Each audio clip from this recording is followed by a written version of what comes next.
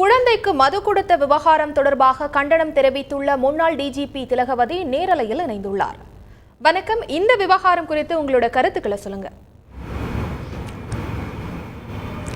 இந்த வீடியோவை பார்த்த உடனே ஒரு பெரிய மனக்குமுறலுக்கு அதிர்ச்சிக்கு நான் ஆளானேன். இது அநியாயம், அநீதி, அக்கிரமம் என்று என்ன வேணுந்தாலும் சொல்லலாம். எவ்வளோ சொன்னாலும் மனது ஆறாது. அப்படி தான் இருக்குது.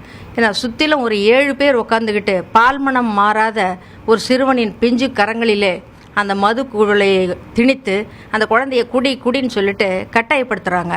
அந்த குழந்தை குடிக்குது. உடனே சுற்றி இருக்கிறவங்கெல்லாம் அது ஏதோ ஒரு பெரிய வேடிக்கை மாதிரியாக வெடிச்சிரிப்பு சிரிக்கிறார்கள்.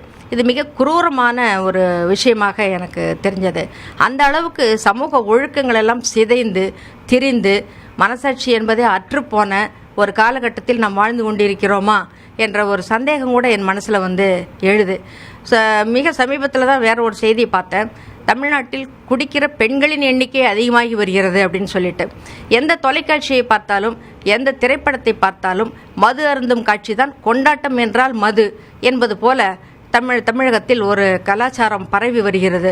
அது நலிந்து இவ்வளவு கீழ்த்தரமாக இறங்கி ஒரு சின்னஞ்சிறுவனின் கையில் மதுபூட்டியை திணிக்கிற அளவுக்கு போயிருக்கிறது என்பது நமது தமிழ் சமூகம் தலைகுனிய வேண்டிய ஒரு விஷயம் என்று நான் கருதுகிறேன்.